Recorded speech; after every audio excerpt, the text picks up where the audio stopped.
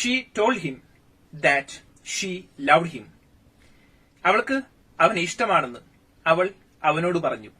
ഈ വാക്യത്തിൽ, ഈ ഒരു സെന്റൻസിൽ ഓൺലി എന്ന് പറഞ്ഞ വാക്ക് നിങ്ങൾ എവിടെയാണോ പ്ലേസ് ചെയ്യുന്നത്, എവിടെയാണോ വെക്കുന്നത്, അതിനനുസരിച്ച് 7 അർത്ഥങ്ങൾ കൈവരുന്ന ഒരു പ്രത്യേക ഒരു വാക്യഘടനയാണിത്. Only she told him that she loved him. അവൾ മാത്രമേ അവനോട് പറഞ്ഞുള്ളൂ അവനെ സ്നേഹിക്കുന്നുണ്ടെന്ന്.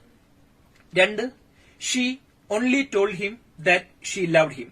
അവൾ അവനോട് പറയുക മാത്രമേ ചെയ്തുള്ളൂ അവനെ സ്നേഹിക്കുന്നുണ്ടെന്ന്. 3, she told only him that she loved him. അവൾ അവനോട് മാത്രമേ പറഞ്ഞുള്ളൂ അവനെ സ്നേഹിക്കുന്നുണ്ടെന്ന്.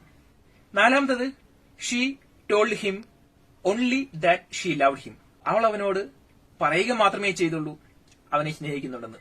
ബാക്കിയെല്ലാം അവന്റേതായ തീരുമാനങ്ങളായിരുന്നു.